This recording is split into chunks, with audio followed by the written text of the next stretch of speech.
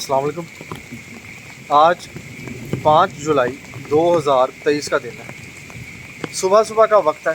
बारिश सुबह 4 बजे शुरू हुई थी, वक्फे वक्फे से जारी है। और गर्मियों की बारिश का भी अपना ही मज़ा है।